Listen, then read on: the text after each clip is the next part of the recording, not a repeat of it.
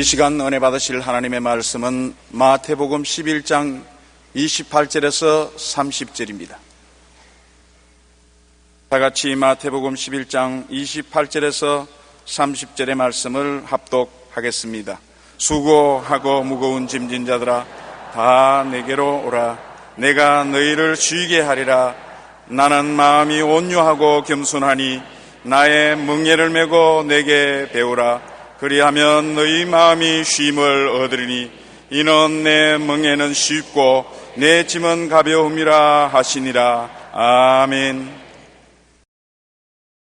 오늘 저는 여러분과 함께 내가 쉬게 하리라는 제목으로 말씀을 나누겠습니다. 현대사회의 한 사회학자는 현대사회의 특징을 세 가지로 요약해서 말하고 있습니다. 첫째는 콘크리트 사회인 것입니다. 현대 도시인들이 아파트, 빌딩, 콘크리트 속에 갇혀 있다 보니 마음과 생각도 콘크리트처럼 굳어져 버렸어요. 그래서 이웃을 돌보고 섬기기보다는 서로에게 쉽게 상처를 주는 몰인정한 사회가 되어가고 있는 것입니다. 둘째는 스피드 시대입니다. 이어령 씨는 과거 시대가 가마솥 문화이면 신시대는 라면 시대라고 말합니다. 가마솥은 부글부글 끓여서 오랜 시간 만에 음식을 해 먹는데 라면은 그냥 뜨거운 물에 타가지고 휘저어서 먹어버립니다. 그래서 현대 시대는 깊이가 없는 그런 시대가 되어 있는 것입니다. 오늘날은 누구나 빨리를 추구하면서 급해지기 시작했다는 것입니다. 뭘 해도 빨리 해라, 빨리 먹어라, 빨리 소지해라, 빨리 갔다 오너라. 빨리가 오늘 현대 입술에 발린 말입니다. 셋째는 스트레스 시대입니다. 사람들은 성공을 원하지만 실제로 성공하는 사람은 전체 인구의 3%에 불과합니다. 97%의 사람은 고생만 하고 힘들고 어렵게 살아갑니다. 그러므로 많은 사람들이 삶의 스트레스로 인해 두려움, 불안과 공포심, 분노와 원한이 증가합니다. 이러한 현대사회의 비극에 대해 느리게 산다는 것의 의미를 저자한 비에르 상소는 안식의 상실을 잃어버린 세대라고 말했었습니다. 하나님은 인간을 엿새 동안 지으시고 일회째는 하나님 당신 자신이 쉬셨습니다. 그리고 인간들에게 명령하기를 엿새 동안 일하고 일회째는 절대로 쉬라고 말씀하셨습니다. 오늘같이 복잡한 산업사회에서 살아남기 위한 치열한 경쟁으로 휴식 없이 7일 계속 또한 밤낮을 가리지 않고 일할 때가 많습니다. 기계에 기름을 치지 않으면 고장이 나는 것처럼 휴식이 없이 일을 하면 결과에는 병이 들고 맙니다. 제가 서대문에서 목회할 때 설교 통역을 하다가 쓰러졌습니다. 그래서 우리 재직들이 저를 업고 적십자 병원으로 가서 제가 정신을 차린 적이 있습니다. 그러고 난 다음에 또 깨어나자 새벽 기도에 나와서 예배를 인도하니까 우리 장로님 한 분이 상담을 하자고 왔어요. 나라버니 목사님이 참 굉장히 교만하시군요. 아니, 남 아픈 사람 보고서 격려 안 하고 교만하다니. 아니, 무슨 말을 그렇게 하십니까? 그러니까 목사님이 하나님보다 위대한 체하지 않습니까? 하나님도 엿새 동안 일하고 하루 쉬었는데 목사님 뭐라고 하나님보다 좋습니까? 왜 안 쉬고 야단 법석을 합니까? 다른 사람이 좀 맡겨야지. 교만하게 자기가 안 하면 못한다고 그렇게 하면 오래 못 삽니다. 그 말이 내 생애 속에 잊어지지 않고 늘 기억납니다. 정말입니다. 하나님도 엿새 동안 일하고 하루 쉬었는데 우리가 뭐기에 일해 또한 내 일하고 살 수 있다고 생각하는 것입니까? 얼마 못 가서 병들어 죽게 되는 것입니다. 그러므로 예수님께서는 우리에게 두 손을 활짝 내밀고 수고하고 무거운 짐진 자들아 다 내게로 오라고 말씀하신 것입니다. 우리는 수고하고 무거운 짐진 자들아 다 떠나가라 그러는데 예수님은 내게로 오라. 수고하고 무거운 짐을 졌거든 다 내게로 오라. 이 세상의 육체적인 짐도 무거운 짐입니다. 그러나 육체적인 짐보다도 더 무거운 짐이 마음의 짐인 것입니다. 사람은 모두 다 죄짐을 지고 있는 것입니다. 죄짐으로 말미암아 마음의 죄책감을 느끼고 있지요. 가정에 어려운 문제가 생기거나 개인적으로 어려운 문제가 생기거나 자녀에게 어려운 문제가 생기면 간이 턱 내려앉았습니다. 내가 죄를 지었기 때문에 죄값을 받는가 보다. 그런 죄책이 얹어져 있고 사람은 죽음의 입구에 들어가면 무서운 죄책감을 느낍니다. 마음에 무거운 죄책의 짐을 가지고 있습니다. 그리고 부패한 심성의 짐을 가지고 있습니다. 술 먹지 않고 싶은데 자꾸 술 먹을 수밖에 없습니다. 담배를 안 피우려고 담뱃대를 끊겼는데도 불구하고 또 담배 피웁니다. 방탕을 안 하려고 하는데 방탕을 합니다. 미워 안 하려는데 미워합니다. 자기 마음대로 안 됩니다. 자기가 포로가 되어 있다는 것을 알고 그 마음의 고통과 괴로움이 말로 닿을 수 없는 것입니다. 그리고 병들어 슬퍼하는 것입니다. 병은 여러분 육체만 아픈 것이 아닙니다. 병이 들면 마음도 굉장히 아프고 고통스럽습니다. 가족의 부담이 되고 자녀들에게 짐이 되니 마음의 부담이 되고 고통스럽습니다. 그리고 생활에 어려움을 당할 때 마음속에 사는 것이 무언가, 인생을 사는 것이 무언가, 어디서 와서 왜 살며 어디로 가는가, 인생이 너무 허무하구나, 마음의 허무와 무의미가 짓누릅니다. 그러고 난 다음에는 다 죽어야 하니까 죽음은 허무의 짐을 우리에게 짊어지워 주는 것입니다. 사람이 아무리 세상에서 잘났다 해도 죽으면 그때로서부터 흙으로 들어가고 마는 것입니다. 우리나라의 자살률은 2006년 자료에 의하면 10만 명당 21.5명으로 OECD 국가 중에 1위였습니다. 통계청 자료에 따르면 국내 총 사망 원인 중 암, 뇌혈관, 질환, 심장질환에 이어 네 번째가 자살인 것입니다. 경희료원 성신과의 백종우 교수는 80% 이상이 우울증과 관련이 있다고 말하는 것입니다. 마음의 우울증을 해결하지 못하기 때문에 자살한다는 것입니다. 국민보건공단 통계 분석에 따르면 우울증을 앓는 사람은 해마다 증가해 2007년도에는 47만 명, 2006년도보다 7.2% 늘었고 2008년 우울 환자는 2007년에 비해 5% 이상 늘었던 것으로 추정합니다. 우리의 삶 가운데 육체적 짐도 짐이지만 더 무거운 짐은 마음의 짐이요, 마음의 우울증입니다. 마음의 우울증이 다가오면 모든 인생이 회색빛으로 드러나고 우리 마음속에 살 희망이 없어지는 것입니다. 그러면 우리가 마음을 단단히 먹어야 되겠는데요, 영국의 정신과 의사인 하드필드는 재미있는 실험 결과를 발표했습니다. 그는 사람의 의지가 육체적 힘에 얼마나 영향을 주는가를 시험했는데, 이를 위해 손으로 쥐는 악력을 측정해 분석했습니다. 우선 세 사람의 남자를 불러다 놓고 손으로 쥐어보라 했습니다. 보통 상태에서 평균 악력은 45kg였습니다. 딱 쥐는 것이 45kg였어요. 그런데 두 번째는 의사가 그들에게 부정적인 말을 했습니다. 당신들은 약골이다. 육체의 근육을 보니까 힘을 못 쓰게 돼 있다. 영양실조다. 힘이 없다.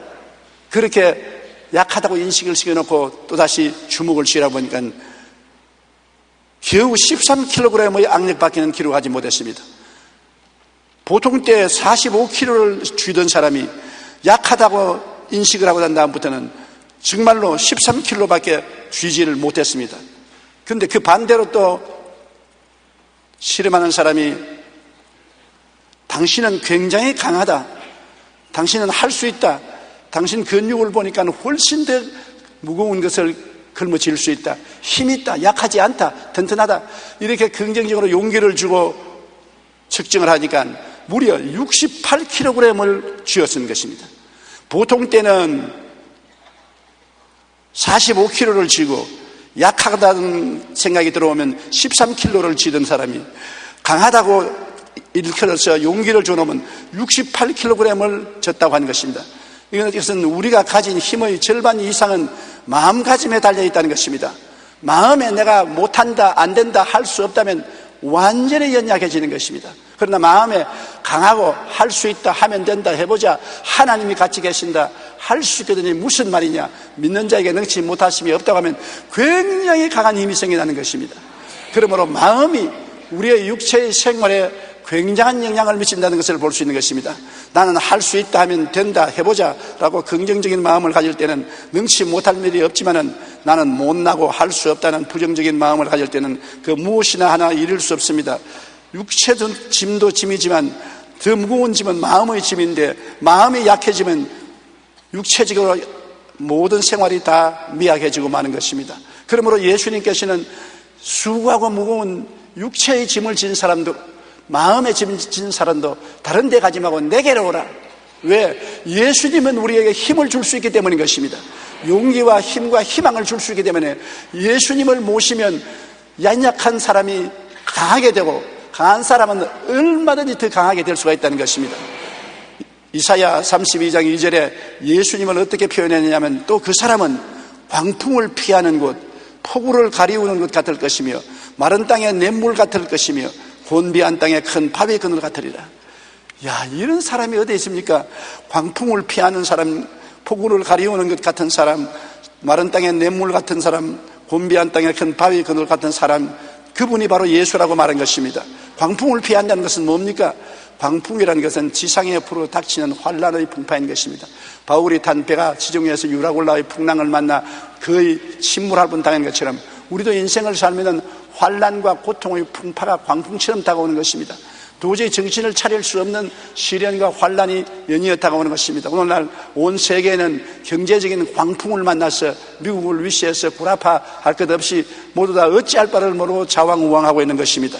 잠언서 1장 27절에 너희의 두려움이 광풍같이 임하겠고 너희의 재앙이 폭풍같이 이르겠고 너희에게 근심과 슬픔이 임하리라. 시편 50편 15절에 환난 날에 나를 부르라. 내가 너를 건지리니 내가 나를 영화롭게 하리라. 이렇게 광풍이 불 때도 하나님은 나를 부르라. 내가 너를 광풍을 피하게 만들어주겠다는 것입니다. 우리가 지혜나 총명이나 모략과 재능을 가지고 광풍을 피하려고 하면 피하지 못합니다.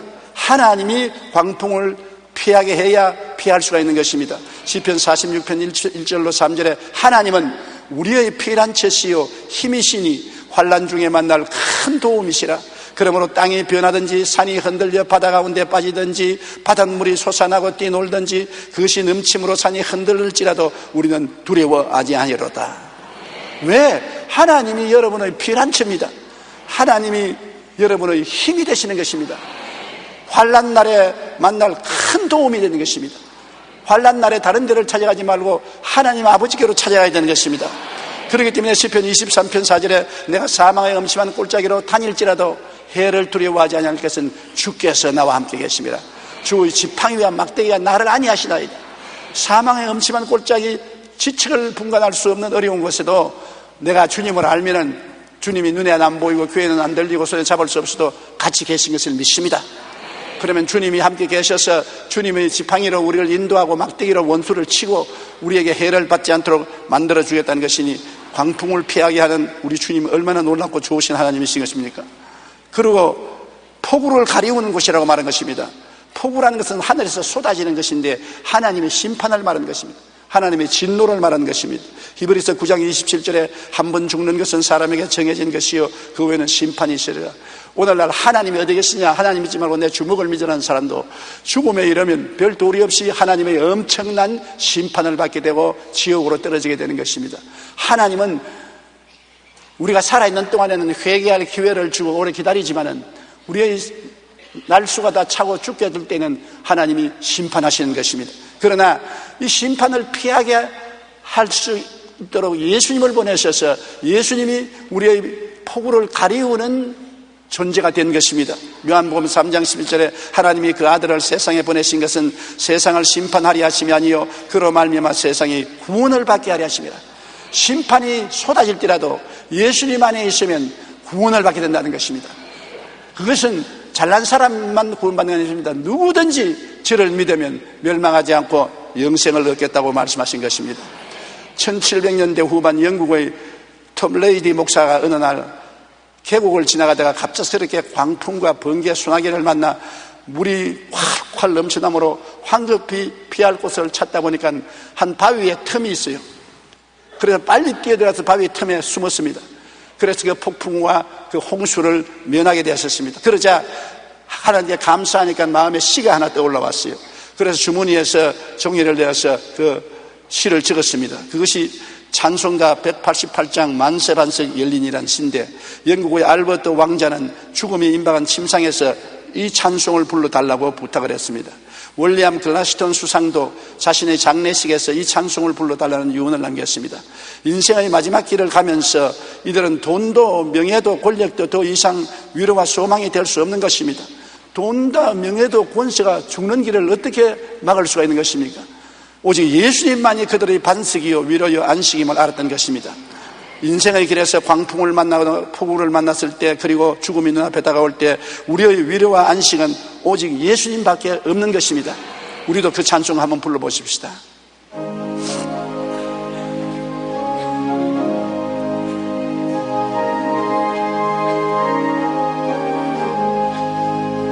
만세 반석 열리니 내가 들어갑니다.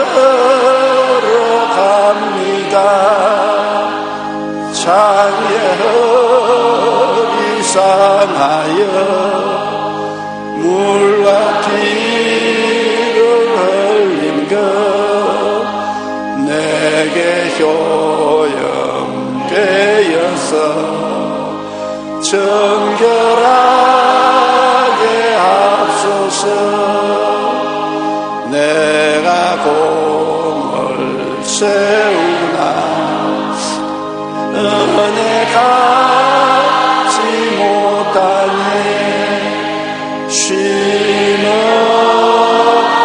힘쓰고 눈물 근심 많으나 속 못할 죄인을 예수 홀로 속하네. 빈손 들고 앞에 가 십자가를 붙드네. 의가 없는 자라도 도와주심 바라고 생명샘에 나가니 마음을 씻어줍소서. 살아생전 틈쉬고 세상 때에서 떠나서 거룩하신 주 앞에 끝날 심판당할 때 만세 반석 열리니 내가 들어갑니다.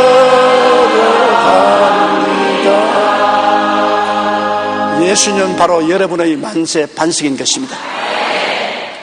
광풍이 불어오고 폭우가 쏟아질 때 예수님은 손을 내밀고 내 반석으로 들어오라. 내 반석이 열려있다. 살을 찢고 피를 흘려서 열려있으니 내 안에 들어오면 안전하다고 말하는 것입니다. 살아생전에도 안전하고 죽어서 심판받을 때도 안전해서 예수님 안에서 우리는 성공적인 삶과 성공적인 죽음을 가질 수가 있는 것입니다. 그 다음에 예수님은 마른 땅에 냇물 같은 분이라고 말하는 것입니다.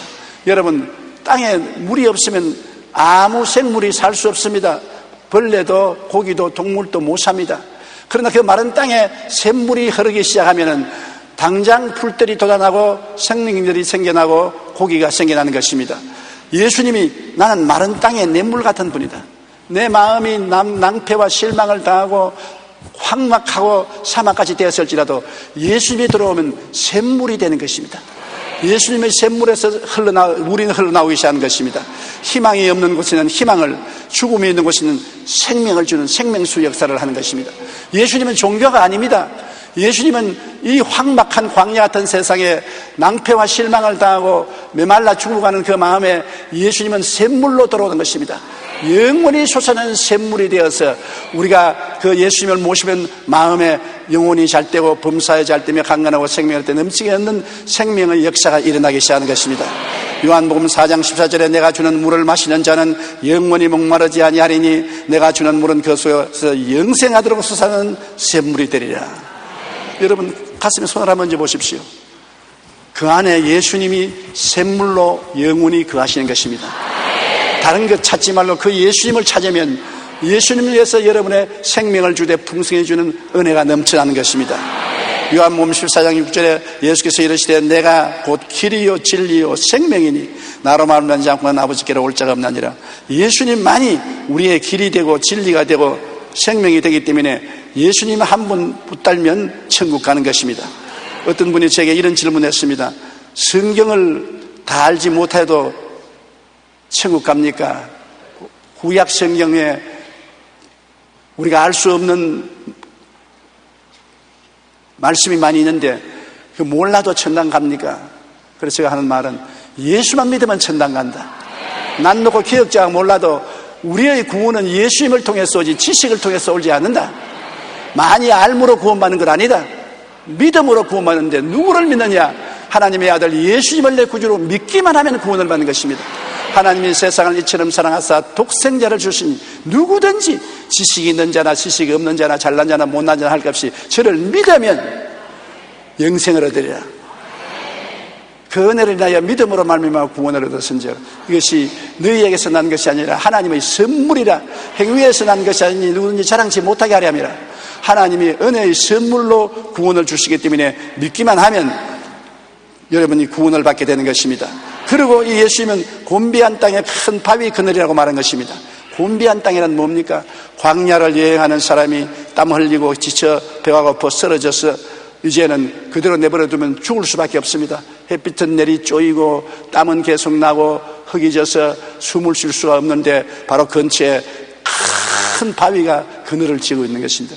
불불 기어가서 바위 밑에 들어가니까 당장 시원하고 바위 밑에 샘물도 나오고 거기에서 물도 마시고 정신을 차리고 기운을 차릴 수가 있는 것입니다.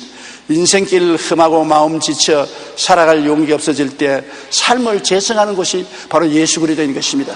예수님의 품에 안기면 그 세상의 뜨거운 햇빛에서 피할 수 있고 광야의 메라고 메마른 땅에서 피할 수가 있고 탁탁한 메마른 공기에서 피할 수가 있는 것입니다. 이사야 40장 31절에 오직 야훼를 앙망하는 자는 새 힘을 얻으리니 독수리가 날개치며 올라감 같을 것이요 다른 박제라도 곤비치 아니하고 걸어가도 피곤하지 아니하리로다. 새 힘, 우리가 세상에서 얻는 힘이 아닌 것입니다. 밥 먹고 얻는 힘이 아닌 것입니다. 세상에 약을 먹고 얻는 힘이 아닌 것입니다. 성령으로 말미암아 주는 새 힘인 것입니다. 독수리같이 날개치며 올라가도 피곤치 아니하고 일이 바빠서 달려가도 곤비치 아니하고 일이 잘 되어서 천천히 걸어가도 피곤하지 아니하는 새로운 힘이 되는 것이 예수님인 것입니다. 그리고 셋째로 예수님이 말씀하기를 너희가 내게로 오면은 내가 너를 쉬게 해주겠다고 말하는 것입니다. 일을 하고 난 다음 피곤할 때 쉰다는 것은 얼마나 큰 축복인지 말로 형용할 수 없어요. 6.25 사변 때 우리가 살기가 힘들었지 않습니까? 저는 6.25 사변 때 고등학교 1학년 때인데 살기가 너무 힘드니까 밤에 부두에 하역 작업에 나가는데 그때는 20살 된 애들만 불렀는데 나는 17살이었는데 키가 컸기 때문에 20살 같이 보였습니다. 그래서 20살에 속여서 부두에서 하역 작업을 하는데 초저녁까지는 버티어 나가 있어요. 레이션 박을 어깨에 걸머쥐고 갖다 날 수 있는데 초저녁이 지나고 난 다음에 저녁을 먹고 아침 새벽까지 일할 때는 도저히 일할 수가 없어요. 그냥 짐을 질고 그냥 주저앉아 버리고 말아요. 그러면 흑인 병사가 와서 발로 차고 몽둥이로 때렸습니다. 때리고 차도 관심이 없어요. 자원 맨 땅에도 꿇어 앉아서 잠을 자야지 안 자고는 못 견디겠습니다. 내가 그때 느꼈습니다. 사람이 쉬지 않고는 못 산다. 아무리 힘이 있어도 그 힘이 끝까지 가지는 않는다. 쉬어야 된다는 것입니다. 그런데 예수님은 예수님 앞에 나오면 쉬게 해주겠다고 말한 것입니다. 아무리 우리 생활이 어렵고 고통스럽고 괴로워도 6해 동안 일하고 1일째 교회에 나와서 주님 품에 들어오면 내가 알 수 없이 마음에 휴식을 얻게 된다는 것입니다. 그런데 예수님 품에 들어가는 것이 힘들어요. 예수님이 나는 마음이 온유하고 겸손하니 나의 멍에를 메우고 내가 배우라. 그래야만 마음에 쉼을 얻는다는데 우리가 마음에 온유하고 겸손을 배워야 예수님 안에 들어가서 쉴 수 있는 것입니다. 온유하자는 것은 길들임을 잘 받는 것입니다. 가축인 소나 양이나 염소는 온유한 가축입니다. 길을 잘 들여서 사자나 호랑이나 범은 온유하지 못합니다. 길들이지 않습니다. 사나운 짐승입니다. 그러나 길 잘 들이는 건 온유합니다. 우리도 하나님의 성령의 은혜로 길 잘 들린 사람은 하나님께 아주 순종을 잘하는 온유한 사람이 되지만은 그렇지 않은 사람은 아주 왈가닥이 되어서 자기 멋대로 사는 것입니다. 순종하고 주님을 잘 따르는 사람, 온유한 사람을 주님께서 받아들이는 것입니다. 시편 37편 11절에 온유한 자들은 땅을 차지하며 풍성한 화평으로 즐거워하리로다. 싸나운 사람이 땅을 차지하는 것이 아니라 온유한 사람이 차지하는 것입니다. 우리 생각에는 싸납게 말을 하고 주먹을 휘두르고 발로 차고 맹렬히 달라드는 사람이 땅을 차지할 것 같은데 그렇지가 않아요. 땅은 하나님이 가지고 계시고 하나님이 원하는 사람에게 차지하게 만들어주는 것입니다. 그러면 온유한 사람, 온유한 민족이 땅을 차지하지, 싸납고 다스릴 수 없는 그런 완악한 마음을 가진 개인이나 민족이 땅을 차지하지 않습니다. 히브리서 5장 8절로 9절에 보면 그가 아들이 있으면서도 받으신 고난으로 순종함을 배워 온전하게 되었은즉 자기에게 순종하는 모든 자에게 영원한 구원의 근원이 된다고 말씀한 것입니다. 예수님은 많은 시험과 환난을 통해서 하나님께 순종하는지 아는지를 훈련했습니다. 예수님은 죽기까지 순종했습니다. 온유한 분이 예수님인 것입니다. 부드럽고 순종하는 그러한 성격을 가지고 있는 것입니다. 그래서 우리도 부드럽고 순종하고 잘 따르는 그런 마음을 가지고 주님께 나오면 주님께서 우리를 끝까지 구원해 주시겠다고 약속하신 것입니다. 그리고 겸손해야 됩니다. 자기 마음을 낮추고 주님을 높이고 주님 앞에 언제나 꿇어 엎드려서 주님을 경배해야 되는 것입니다. 사람들은 조금만 잘 살게 되면 교만해지는 것입니다. 겸손하게 낮아져서 일할 때는 성공을 했으나 성공하고 난 다음에 살만하게 되면 큰 쉼을 쉬고 그다음에 금방 져지는 것입니다. 목에 힘이 들어가는 것입니다. 교만은 패망의 선봉이요 거만한 마음은 넘어지면 앞잡이가 되는 것입니다. 교만하면 넘어집니다. 교만하면 패망하는 것입니다. 그러므로 겸손하게 되어야 주님 품에 들어갈 수 있는 것입니다. 베드로전서 5장 6절로 7절에 하나님의 능하신 손 아래서 겸손하라. 때가 되면 너희를 높이시리라. 너희 염려를 다 주에게 맡겨라. 이는 그가 너를 돌보심이라. 겸손하게 따라가면 때가 오면 주님께서 우리를 높여주시는 것입니다. 성경에도 그렇지 않습니까? 제가 나를 사랑하니 내가 저를 건지리라. 제가 내 이름을 아니 내가 저를 높이겠다고 말한 것입니다. 하나님은 여러분이 높임을 받기를 원하지만 먼저 낮아져야 그 다음 높아지는 것입니다. 산도 골이 깊으면 산도 높습니다. 골이 평평하면 산도 높지 않습니다. 우리가 많은 시험과 환난을 당해서 깨어지고 내 중심이 무너지고 주님께 순종하고 겸손하게 낮아지면 하나님이 높이 들어서 축복을 해주고 사용하게 되는 것입니다. 마음이 온유하고 겸손하면 하나님께서 축복해 주시는 것입니다. 한 선교사님이 기차 여행을 하고 있었습니다. 그런데 앞에 앉은 사람이 너무나 낙심을 하고 얼굴이 창백하고 지금이라도 기차에서 뛰어내릴 것 같은 그런 기분을 가지고 있었습니다. 그래서 형제님, 예수를 믿고 하나님을 의지하면 수고하고 무거운 짐을 맡기고 마음의 평안을 얻을 수 있습니까? 불난 집에 바람 부채질하는 격이군. 당신 내 처지에 있어 보십시오. 하나님이 어디 계세요? 하나님이 계시면 이런 고통을 당하게 해요. 그래서 선교사님이 포켓도에 손을 넣어가지고서 만년필을 끄잡아냈어요. 기차가 막 흔들리는데 만년필을 들고서 당신이 연필을 하면 이 상에 세워 보십시오. 당신 나를 조롱하는 거요. 이렇게 흔들리는 기차의 앞에 밥상에 만년필을 세우라니 어떻게 세운단 말이에요? 나는 세울 수 있어요. 어디 세워보세요. 두 손을 잡고 세웠지 않습니까? 이 사람이 사람을 어떻게 먹여? 두 손으로 세우는 게 세우지겠네요. 못 세우더라도 두 손과 하면 세워지는 것처럼 인생도 혼자는 못 설 때 주님의 손이 붙잡으면 설 수가 있다니까요. 그래서 그 사람이 크게 감동을 느꼈다는 이야기를 들었습니다. 그렇습니다. 우리 힘으로는 아무리 해도 못 섭니다. 그러나 주님이 우리를 붙들어주면 우리가 세워지는 것입니다.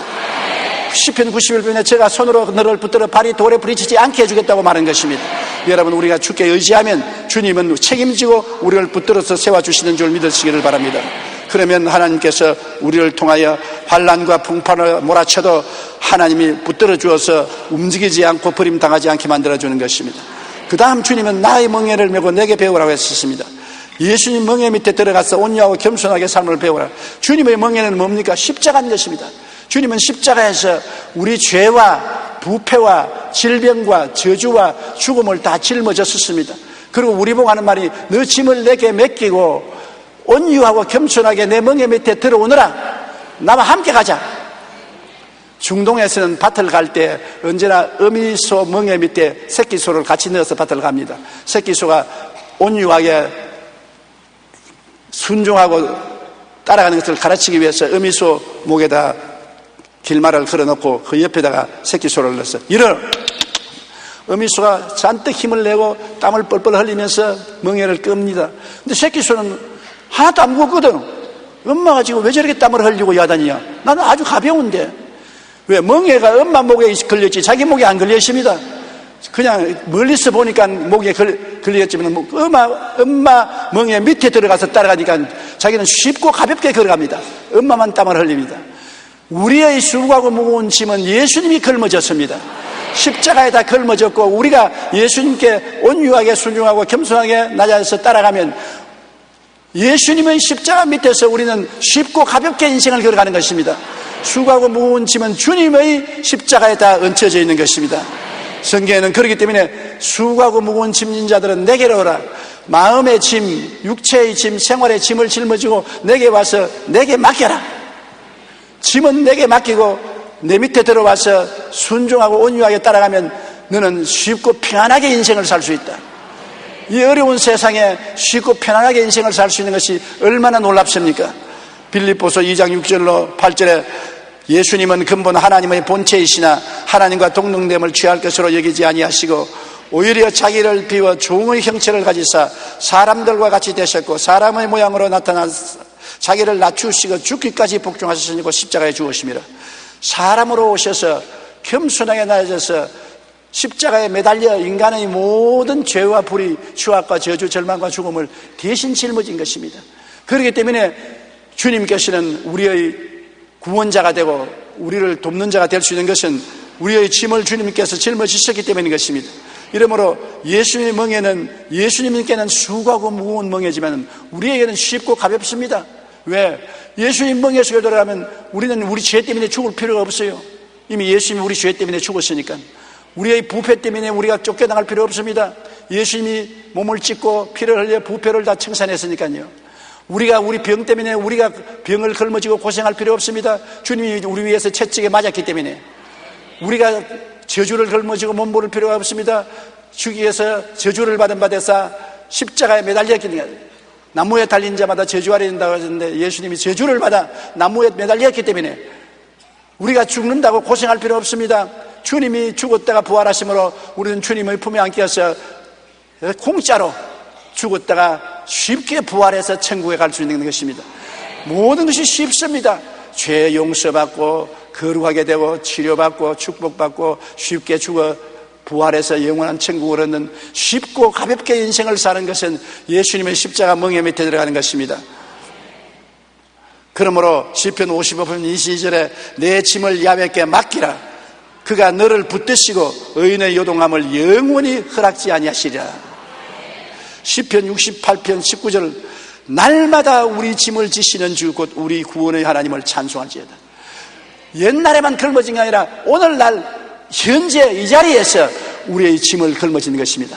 주님께서는 십자가의 멍에를 우리에게 내놓으면서 자, 너 짐을 여기다 맡겨라.